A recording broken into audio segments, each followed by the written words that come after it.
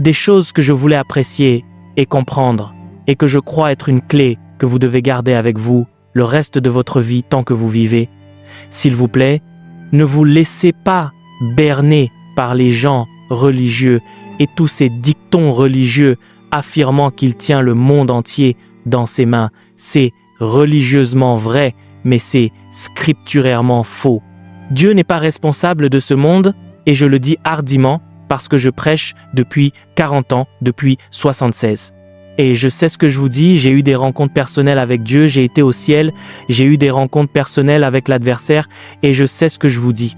L'une des raisons pour lesquelles beaucoup de religions se propagent et nous emmènent dans de nombreuses directions, c'est à cause de certaines de ces erreurs religieuses ou de ces mensonges que nous avons achetés, et tant de mauvaises choses arrivent aux enfants de Dieu parce que nous avons acheté des mensonges. Le diable nous a vendu des mensonges, et parce que cela fonctionne pour nous pour une raison quelconque, il ne nous impose aucune exigence. Il y a de nombreuses années, un homme que je respectais profondément et qui est parti rejoindre le Seigneur, Papa Agin, Daddy Agin de Tulsa, Oklahoma. Jésus apparaissait à Daddy Agin de temps en temps et lui révélait des profondeurs des Écritures. Et cette fois particulière, il discutait et Jésus lui révélait des choses profondes. Puis soudain, à un moment donné, un démon a interrompu la conversation et Jésus a continué à parler. Il a continué à parler et il ne pouvait pas entendre ce que Jésus disait. Jésus ne s'arrêtait pas de parler, il continuait à parler et le démon continuait à interrompre, interférant avec la conversation et il ne pouvait pas entendre. Il s'attendait à ce que Jésus réprimande le diable ou fasse quelque chose, mais il ne réprimandait pas le diable, il ne s'arrêtait pas de parler, il ne faisait rien à ce sujet. Après un moment, il est devenu frustré et il a dit « Au nom de Jésus, sors » et le démon est parti. Alors il a dit à Jésus, il a dit « Seigneur, pourquoi n'as-tu rien fait à ce sujet? Pourquoi n'as-tu pas réprimandé le démon ?» Il a dit « Parce que je ne peux pas. Je ne peux pas le faire. Je ne réprimande plus les démons. Je t'ai donné la procuration et j'ai dit qu'en mon nom, vous chasserez les démons, pas moi. Tu as l'autorité de chasser les démons, pas moi. » Et cela a changé toute sa mentalité, passant de cette croyance que le Seigneur va arranger les choses et que le Seigneur va faire quelque chose. Et il a réalisé que chasser les démons et s'occuper de l'adversaire est la responsabilité du croyant et non de Dieu. Vous pouvez me regarder avec cet air sévère, cela ne me dérange pas vraiment. Je vais juste dire les choses telles qu'elles sont. Dites à quelqu'un, c'est ainsi. Vous avez la responsabilité de faire face à l'ennemi au nom qui est au-dessus de tout autre nom, Jésus-Christ, le Fils du Dieu vivant. À la mention de ce nom, les choses dans les cieux, sur la terre et dans les mondes souterrains fléchissent le genou et toute langue confessera que Jésus-Christ est Seigneur à la gloire de Dieu le Père. Si vous le croyez, dites Amen. Avant de télécharger ces clés, je veux que vous veniez avec moi dans le livre de 1 Thessaloniciens, le 2e chapitre et le 18e verset. 1 Thessaloniciens 2, 18. Je veux juste vous donner quelques clés parce que les gens ne comprennent pas pourquoi le réveil tarde. Avant de continuer cette vidéo, juste pour rappeler que nous avons notre livre Les Généraux de Dieu qui est désormais disponible.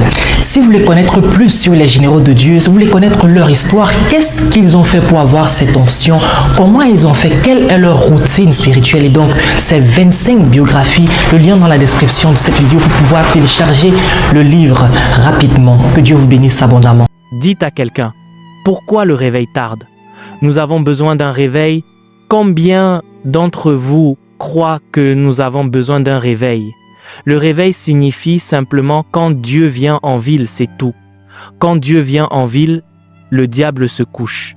Et si vous voulez que Dieu vienne en ville, s'il vous plaît, comprenez comme John Wesley de l'église méthodiste l'a dit, il me semble que Dieu ne peut rien faire pour l'humanité tant que quelqu'un ne prie pas.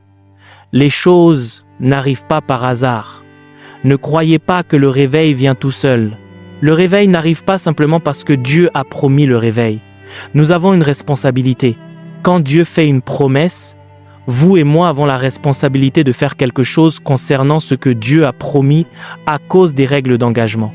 Et j'ai établi que Satan est le Dieu de ce monde.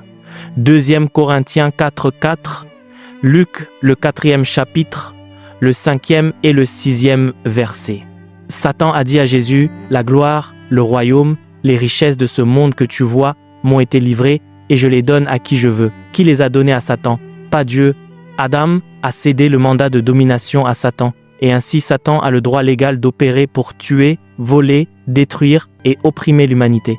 Et la Bible dit que mon peuple est détruit par manque de connaissance.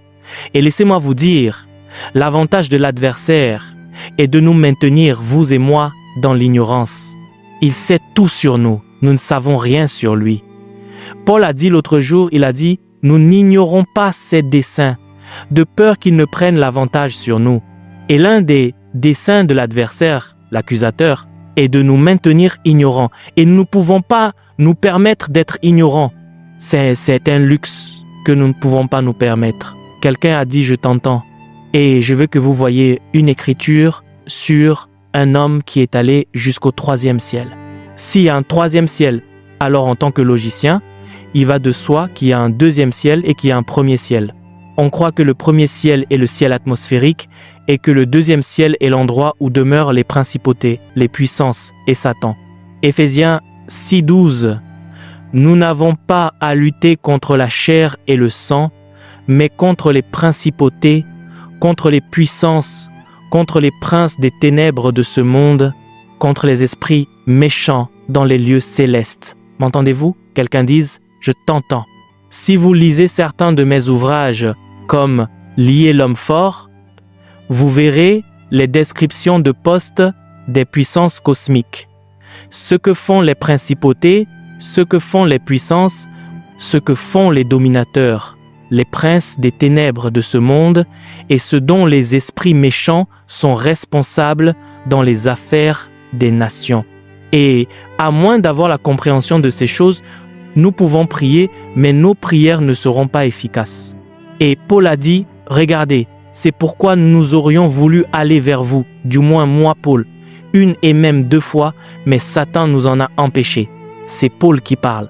Paul l'apôtre, qui a été au 3e ciel, qui a opéré dans toutes les puissances du monde à venir. Ce gars n'était pas une plaisanterie. Et Paul a dit, il a dit, j'aurais voulu venir vers vous 1 et même 2 fois, mais Satan m'a résisté. Ce que nous ne comprenons pas, c'est que l'une des missions majeures de Satan l'adversaire est de nous résister. Quelqu'un dise, la résistance est l'une des stratégies et l'une des missions de l'ennemi. Après la chute de l'homme, il s'est emparé du mandat de domination que Dieu avait donné à Adam et sa mission est de résister à l'humanité. Ainsi, vous pouvez être né de nouveau et parler en langue, et il vous résistera toujours. Opposer, c'est cela. Amen. Son travail est de nous opposer, et c'est pourquoi Jésus a marché sur la face de cette terre, avec cette compréhension qu'il y a quelqu'un ici dont la mission est d'entraver, de résister et de vous opposer. Je veux vous montrer quelque chose. Allez dans Luc chapitre 3. Luc le 12e chapitre et le 21e verset. Luc 3, 20 et 1 et 22. Je veux vous montrer quelque chose. Or, quand tout le peuple fut baptisé, il arriva que Jésus étant aussi baptisé et priant. Jésus quoi? Baptisé et priant. Tout le peuple est allé au baptême dans le Jourdain et c'était comme d'habitude. Jésus est arrivé là et a réalisé que ce Jourdain est un lieu d'activité prophétique, que vous ne venez pas simplement mettre les pieds dans le Jourdain pour repartir de la même manière. Et si quelque chose de divin ou de surnaturel allait se produire dans ce Jourdain, il avait besoin de se connecter avec le ciel. Et tout le monde est venu et a prié, tout le monde est venu et a été baptisé et rien ne s'est passé, mais quand il est venu au baptême et a prié, quelque chose est arrivé. Et regardez ce qui s'est passé. Et étant baptisé et priant, le ciel fut ouvert. Le ciel s'est ouvert parce qu'il était le Fils de Dieu. Est-ce que quelqu'un peut me parler? La Bible a-t-elle dit que les cieux se sont ouverts parce qu'il était le Fils de Dieu? Les cieux se sont-ils ouverts parce qu'il était un prophète? Les cieux se sont-ils ouverts parce qu'il était à l'église depuis longtemps? Les cieux se sont-ils ouverts Parce qu'il était un apôtre? Parce qu'il était un enseignant? Il était le pasteur d'une méga église? Parce qu'il était très loin? Parce qu'il était très doué? Non. Les cieux se sont ouverts parce que si le Fils de Dieu a dû prier pour que les cieux s'ouvrent, pour qui vous prenez-vous? Allez, quelqu'un. S'il a dû prier pour que les cieux s'ouvrent, alors vous devez faire plus que ce qu'il a fait. Regardez cela. Continuez. Et le Saint-Esprit descendit sur lui sous une forme corporelle, comme une colombe, et une voix vint du ciel, qui disait « Tu es mon Fils bien-aimé, en toi j'ai mis toute mon affection. Merci. Regardez-moi. Vous savez pourquoi nous n'avons plus de cieux ouverts sur nos communautés, notre nation, nos villes et nos églises? C'est à cause de l'absence de prière. Il y a tellement d'indulgence spirituelle dans l'Église que nous passons un bon moment à apprécier le mouvement de Dieu et nous avons oublié que la vraie Église n'est pas ici, elle est là-bas. M'entendez-vous? Nous sommes ici pour prendre les commandes, nous sommes ici pour dominer, nous sommes ici littéralement pour détourner des nations et pour détourner des communautés et pour détourner des villes. Quelqu'un dise « Je suis ici », nous sommes des pirates spirituels. C'est l'onction que nous portons. Et Jésus arrive en ville et il pirate tout l'endroit. Tout s'arrête. Vous savez, il y a de nombreuses années, il y avait un homme appelé de Le Moody qui vivait à Chicago. Il était assis dans un train en direction de Rochester, New York, dans le nord de l'État. Le train s'est arrêté à Rochester, New York. Il n'est pas descendu du train. Des gens descendaient du train et d'autres montaient à bord. Soudain, l'onction est tombée sur la ville et les gens pleuraient, parlaient en d'autres langues et tombaient sous la puissance partout dans la ville. Et ce jeune homme est allé voir cette dame et a dit « Qu'est-ce que c'est que cette folie qui se passe partout? Avez-vous vu? Avez-vous entendu ?» Et il a dit « Ce n'est pas de la folie, on dirait que le frère de ce Moody est en ville parce que c'est ce qui arrive quand il vient en ville. » Quelle façon de définir cet homme? Est-ce que quelqu'un m'entend? C'est ainsi que je veux être défini, que lorsque je viens en ville, il y ait un décalage. Que lorsque je viens en ville, les choses bougent. M'entendez-vous? C'est ainsi que vous devez être défini. Que lorsque vous venez en ville, Dieu vient en ville. Dites oui. Vous êtes un révivaliste. Peu importe la façon dont vous vous voyez, vous portez Dieu. Vous êtes un vase dans un véhicule transportant l'onction de la fin des temps pour susciter le réveil de la fin des temps et la moisson de la fin des temps, tels que le monde ne les a jamais connus ni vus auparavant. Dites oui. Jésus a prié lors du baptême et les cieux se sont ouverts. La seule raison pour laquelle les cieux se sont ouverts, c'est parce qu'il a prié. Ce n'était pas parce qu'il était le Fils de Dieu et il savait que si je ne priais pas, quelqu'un allait bloquer et résister. L'ennemi prolonge. Vous savez, laissez-moi vous dire quelque chose. Venez avec moi dans Jacques 5 au verset 13. Jacques 5 et 13. Regardez quelque chose. Quelqu'un parmi vous est-il dans l'affliction qu'il prie?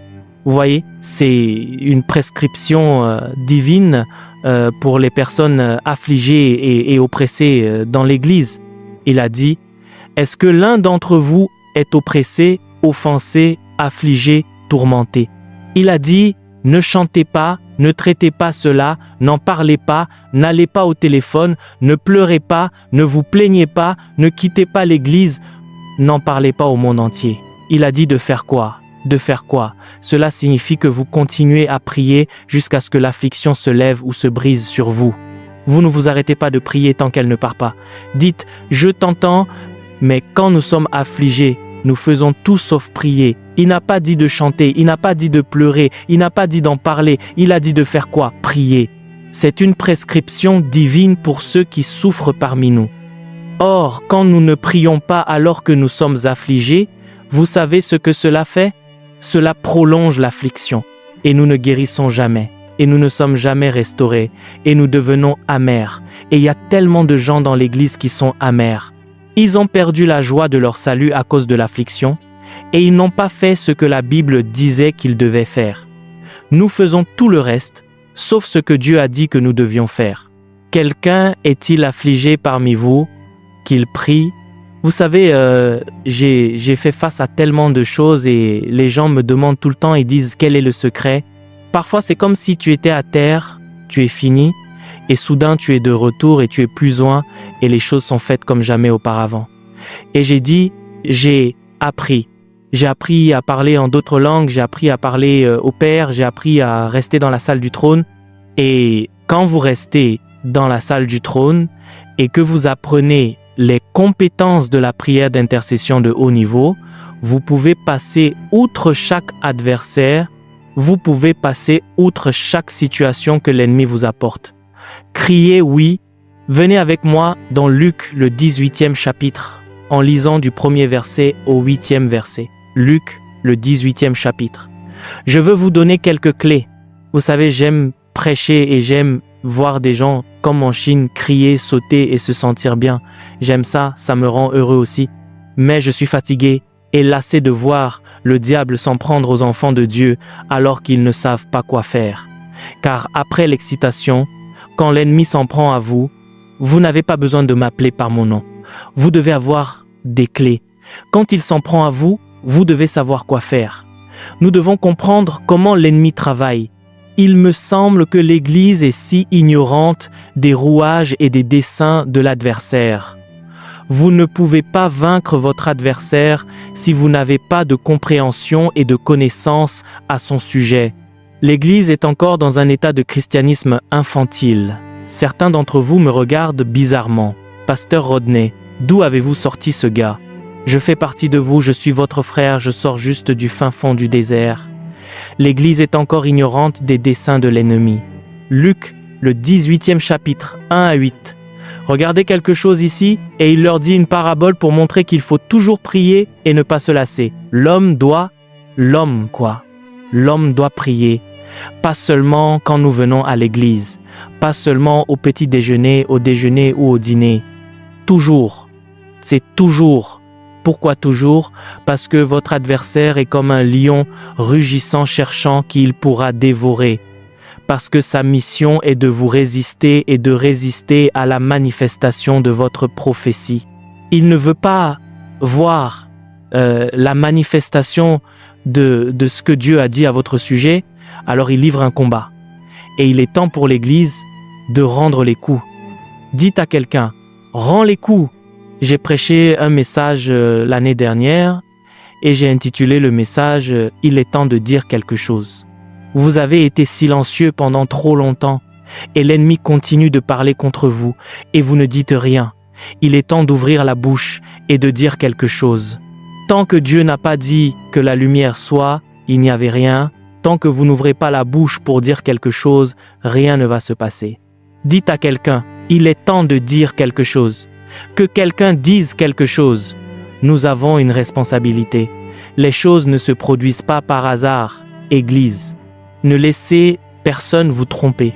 Vous savez, il y a 1 an, j'avais un de mes amis qui avait une méga église. Et je lisais les Écritures le dimanche matin. Le docteur Lester Sumrall, l'un des généraux de Dieu, est venu dans cette église et a prêché. Et quand le docteur Sumrall a prêché, il a dit qu'une vague arrivait.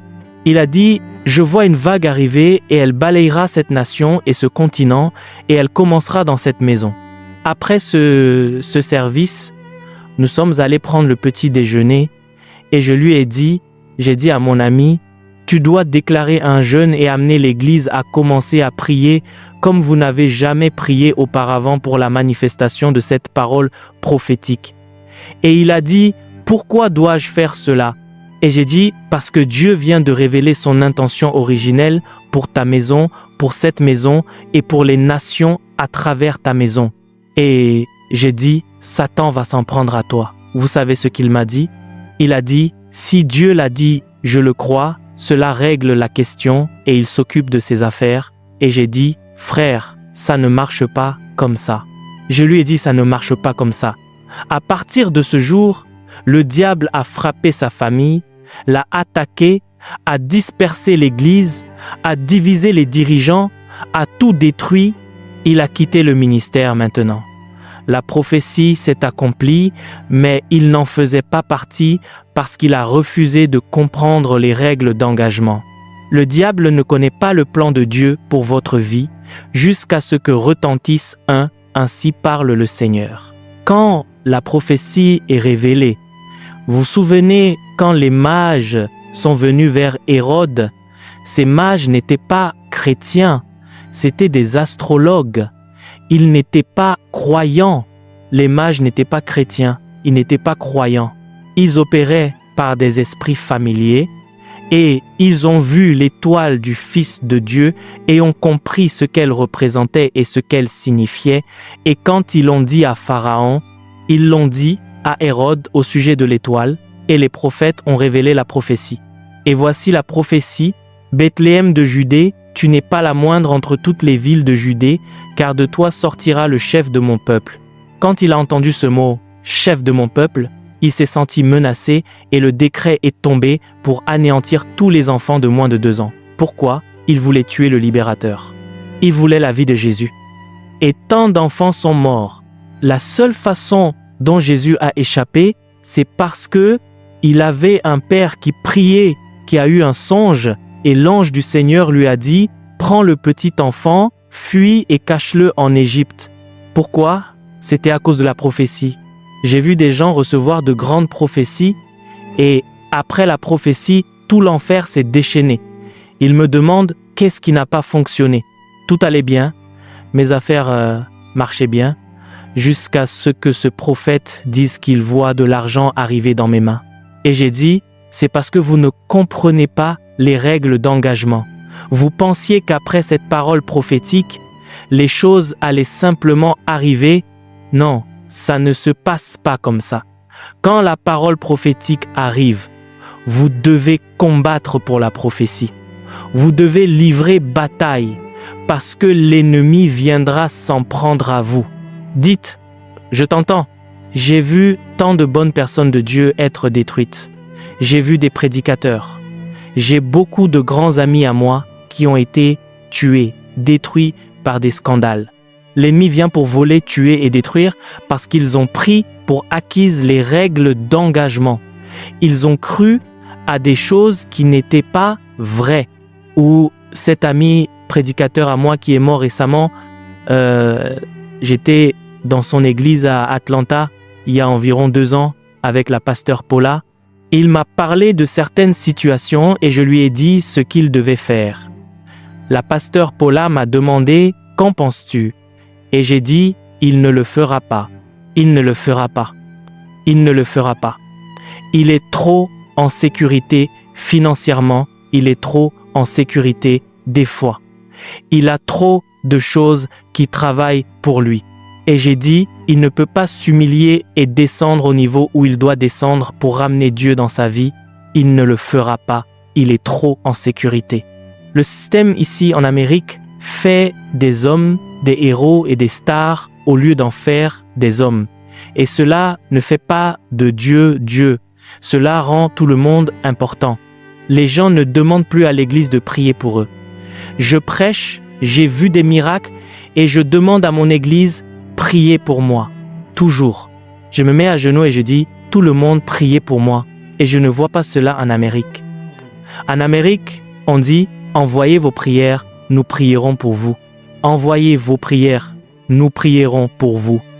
Tant que vous vous présentez comme un héros et une star, le diable vous fera tomber parce que personne ne tient seul. Dieu n'a jamais eu l'intention que le corps se tienne seul. Nous sommes intercontinentaux, nous sommes interconnectés, nous avons besoin les uns des autres. Et peu importe votre talent, vous avez besoin des frères, et les frères ont besoin de vous. Et c'est quand nous restons ensemble que nous sommes forts, que quelqu'un dise oui. Nous sous-estimons celui à qui nous avons affaire. Je dis aux gens: quand j'entends des gens défier Satan, je me sens très triste pour eux parce que vous ne savez pas à qui vous avez affaire. Je ne magnifie pas le diable, mais je pense que nous ignorons à qui nous avons affaire. J'entends des chrétiens dire: Satan, je te lie, vous ne pouvez pas lier Satan. Vous ne pouvez pas le lier. Vous pouvez lui résister fermement dans la foi, vous pouvez le réprimander, vous pouvez dire la parole à Satan, mais vous ne pouvez pas le lier. Ce n'est pas votre heure pour qu'il soit lié. Il sera lié après notre retour, après l'enlèvement, pendant 1000 ans dans l'abîme, par un seul ange, pas 2 anges, pas 1000. Un seul ange prendra tout de Satan et le liera avec la chaîne. Juste un ange, mais ce n'est pas votre heure. Et nous devons comprendre à qui nous avons affaire. Quand Satan est tombé, il a été vaincu dans le ciel par Michel l'archange. Michel l'a fait tomber. Un seul ange l'a fait tomber. Juste un. Michel l'a fait tomber. Le ministre de la Défense a fait tomber Satan.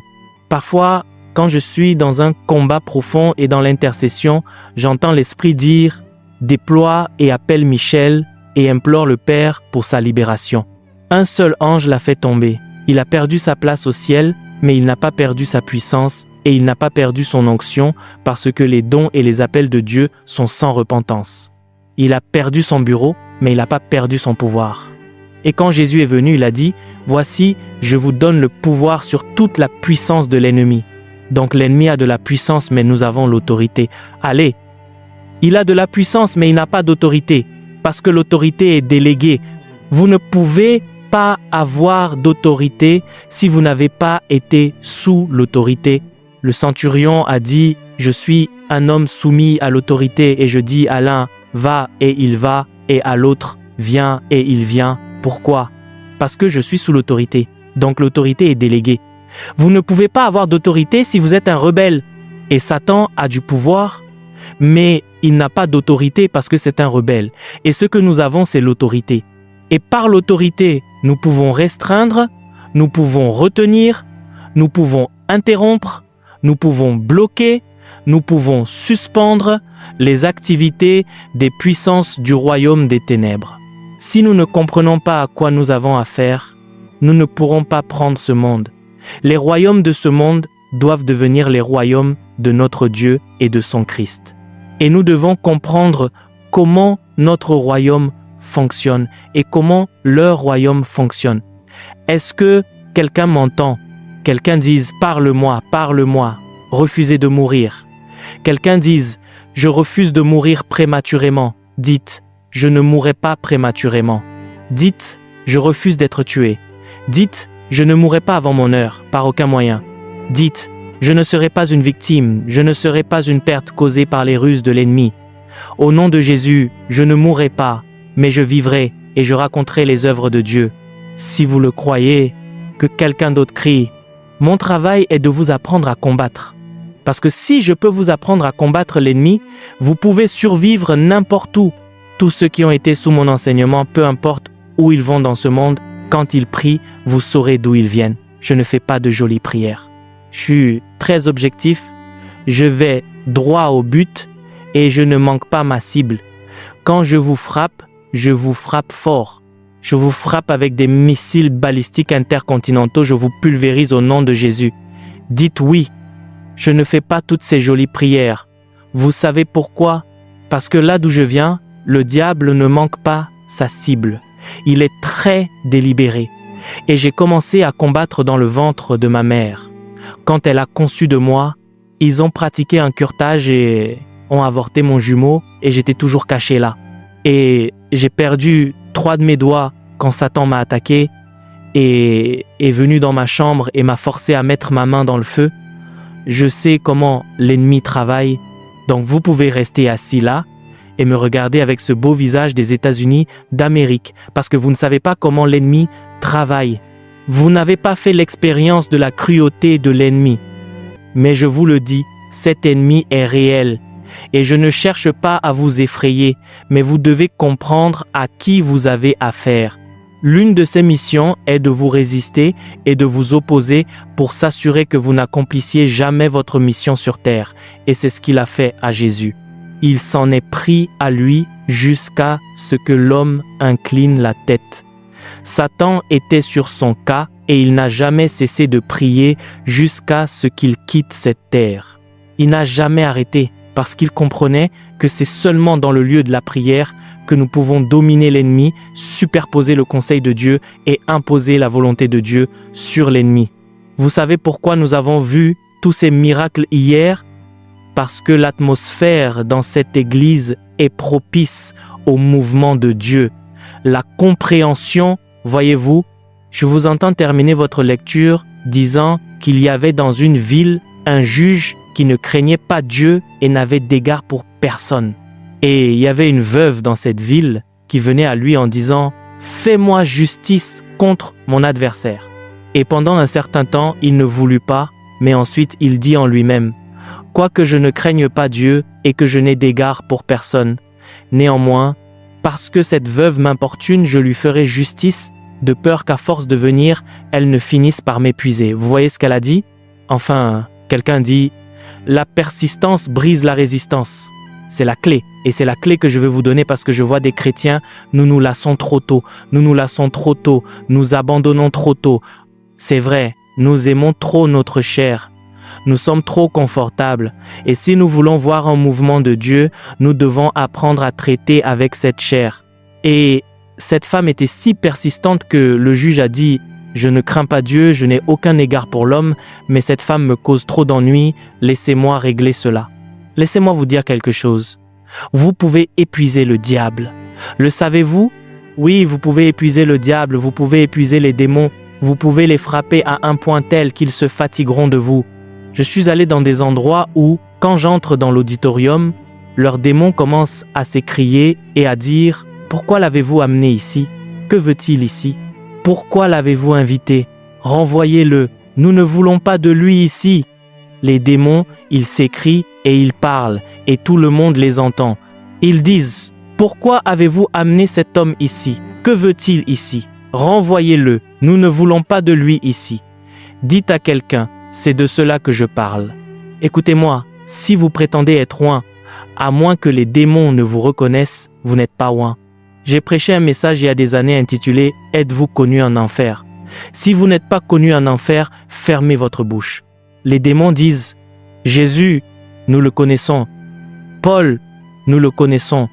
Mais toi, qui es-tu? » Tournez-vous vers quelqu'un et dites « Qui es-tu » Terminez-le s'il vous plaît. Et le Seigneur dit « Entendez ce que dit le juge inique, et Dieu ne fera-t-il pas justice à ses élus qui crient à lui jour et nuit? Criez, criez, criez, persistance. Restez-y jour et nuit, priant 24 heures sur 24, jour et nuit. Chez nous, nous prions 4 fois par jour. Nous prions 4 fois par jour, c'est un style de vie. 4 fois par jour. Les Juifs, 3 fois par jour. Les musulmans, 5 fois par jour. Combien de fois par jour les chrétiens prient-ils? Aucune. Après le service aujourd'hui, certains d'entre vous ne vont pas prier avant d'aller au lit, et même certains d'entre vous ne prient pas quand ils vont au lit. Nous ne prenons pas délibérément 1 minute ou 2 pour prier et sécuriser la famille, et le pasteur, et l'église, et la ville, et la communauté, et la nation, et prier pour ceux qui sont en autorité et nos agents de sécurité. Nous ne le faisons pas. La seule fois où nous prions, c'est au petit déjeuner, et même au petit déjeuner, c'est parfois difficile de prier. Nous ne prions plus. Nous allons dans des hôtels et nous faisons attention, nous ne voulons plus dire de prière sur le repas parce que nous ne voulons offenser personne. Louez Dieu, mariez-moi. Je vais manger parfois, les gens commencent à manger et je dis « Un instant, prions ». J'ai dit « Bénis le repas et ce qui est dans leur bouche et dans leur estomac parce qu'ils mangent sans prier ». Et j'ai dit que ce qui est déjà entré dans leur bouche et qui est dans leur estomac, pour lequel ils n'ont pas prié, soit sanctifié maintenant au nom de Jésus. Et vous pouvez me regarder et dire qu'il est radical. Appelez-moi de n'importe quel nom que vous voulez, mais les autres religions n'hésitent pas à prier publiquement et à faire ce qu'elles ont à faire sans gêne, alors que nous nous plaignons et que nous devons nous excuser pour qui nous sommes. Tournez-vous vers quelqu'un et dites « Qu'est-ce qui ne va pas chez toi ?» Je ne m'excuse pas pour qui je suis ce que je suis par la grâce de Dieu. Dites oui. Regardez ce que Jésus a dit. Il a dit « Je vous le dis, il leur fera justice promptement. Il leur fera justice à tous promptement. Il les vengera une fois. Si nous crions vers lui, jour et nuit, il fera justice promptement. » Dites immédiatement, immédiatement, immédiatement. Quelqu'un dise immédiatement. Vous avez vu les écritures que nous avons lues hier dans Actes chapitre 16, du verset 25 au verset 27. La Bible dit que lorsqu'ils prièrent et chantèrent des louanges, immédiatement il y eut un soudainement. Quelqu'un dise un soudainement. Voyez, immédiatement. Nous ne voyons plus d'immédiatement. Nous ne voyons plus de soudainement. Juge, je ne sais pas pour vous, mais j'en ai juste assez de l'Église comme d'habitude. Je dis simplement que quand je lis tout ce que Dieu a fait, et c'est le même Dieu et c'est le même Saint-Esprit, la Bible dit que Jésus-Christ est le même hier, il est le même aujourd'hui, il est le même demain. Comment se fait-il que Dieu ne fasse pas les choses qu'il a faites hier, aujourd'hui? C'est parce que cette génération, nous sommes devenus une génération de l'instant. Je remercie Dieu pour la façon dont vous menez vos services dans cette maison. Tout est instantané. Prédication instantanée, louange instantanée, adoration instantanée, tout est instantané. Dieu, tu dois le faire selon mon emploi du temps. Dieu ne va pas le faire selon votre emploi du temps, il le fera selon le sien. Si vous voulez Dieu, c'est selon ses termes, pas selon les vôtres. Que quelqu'un lève les mains et dise oui. Très bien, laissez-moi vous donner les clés et partir d'ici. Daniel, chapitre 10, versets 12 et 13. Alors il me dit, ne crains rien, Daniel, car dès le premier jour où tu as eu à cœur de comprendre et de t'humilier devant ton Dieu, tes paroles ont été entendues, et c'est à cause de tes paroles que je suis venu. Mais le chef du royaume de Perse m'a résisté 21 jours. Mais voici Michaël, l'un des principaux chefs, est venu à mon secours, et je suis demeuré là, auprès des rois de Perse. Je veux que vous me regardiez. Quand ces paroles ont-elles été entendues? Dites le premier jour. Voyez, le premier jour. Dites le premier jour où il a prié. Et il a fallu 21 jours pour que la réponse arrive. 21 jours. 21 jours. Et vous savez pourquoi la réponse est arrivée? Parce qu'il a persisté. Quelqu'un dise, la persistance brise la résistance. Si Daniel avait abandonné au 20e jour, l'ange ne serait pas venu. Regardez-moi, vos anges ont été piégés et interceptés. Ils dépendent de vos prières persistantes pour passer à travers. Certains d'entre vous, vous brisez votre miracle. Vous n'en êtes qu'à un pas. Vos anges ne sont pas loin de vous, mais ils ont besoin de votre persistance pour passer. Écoutez-moi, grâce à la persistance de Daniel, quelque chose sont arrivées. Vous savez la première chose qui est arrivée? Quelqu'un dise renfort angélique. Dites assistance angélique. Dites intervention angélique. Dites soutien angélique. Dites entreprise angélique. Écoutez-moi, dès le premier jour où Daniel a prié, ses prières ont été exaucées. Il a fallu 21 jours de persistance pour que l'ange passe. Un ange a été résisté par des puissances démoniaques. Savez-vous combien d'entre vous, assis ici, sont prêts pour un miracle, mais pour une raison quelconque vous avez abandonné? Vous avez abandonné, et vos anges ont été arrêtés, bloqués, résistés, opposés, et vos miracles ont été retenus parce que vous êtes fatigués. Vous êtes découragés, vous êtes frustrés, vous attendez que Dieu bouge et « Dieu, je t'attends ». J'ai toujours été prêt. Le premier jour où Daniel a prié, ses prières ont été exaucées. 21 jours de persistance. L'ange n'est venu que grâce aux prières persistantes de Daniel. S'il avait abandonné le 20e jour, l'ange ne serait pas venu. Juge, je sais ce que je vous dis parce que chaque fois que je me décourage, j'ai été découragé tant de fois pour tant de choses, et chaque fois que je me décourage, le Seigneur me murmure et dit « Mon fils, tu es plus proche de ton miracle que tu ne le croyais au début. » Et si quelqu'un poussait juste un peu, vous savez, on m'a dit que lorsque les femmes entrent en salle de travail pour avoir leur bébé, quand les contractions et les douleurs deviennent insupportables, c'est l'indication que la tête de l'enfant est là et qu'il est prêt à sortir. C'est la même chose dans l'esprit. La Bible dit, aussitôt que Sion a été en travail, elle a enfanté ses fils. Quand cela devient insupportable, quand vous avez envie d'abandonner, quand vous avez envie de démissionner, quand vous avez envie de jeter l'éponge, c'est l'indication que votre miracle est à portée de main. Quelqu'un dise oui, s'il vous plaît, asseyez-vous une minute. Avant de vous donner les clés que je veux vous donner quelques clés pour les 30 prochains jours. Vous voyez, les 30 prochains jours, c'est quelque chose que vous devez faire pendant les 30 prochains jours et préparez-vous pour des témoignages dans les 30 prochains jours. Vous allez organiser des services pour les témoignages dans les 30 prochains jours. Je sais ce que je vous dis, ce sont des choses pratiques, elles fonctionnent. Allez dans Ésaïe 62, s'il vous plaît. Ésaïe 62, lisons les versets 1 à 2 et 6 et 7, s'il vous plaît. Pour l'amour de Sion, je ne me tairai point. Sion représente l'Église. Il a dit, dites à quelqu'un, ne garde pas le silence. ne garde pas le silence. Ne garde pas le silence. Que quelqu'un crie, que quelqu'un crie. Mon Dieu, continuez, Monsieur. Et pour l'amour de Jérusalem, je ne prendrai point de repos jusqu'à ce que son salut paraisse comme l'aurore et sa délivrance comme un flambeau qui s'allume.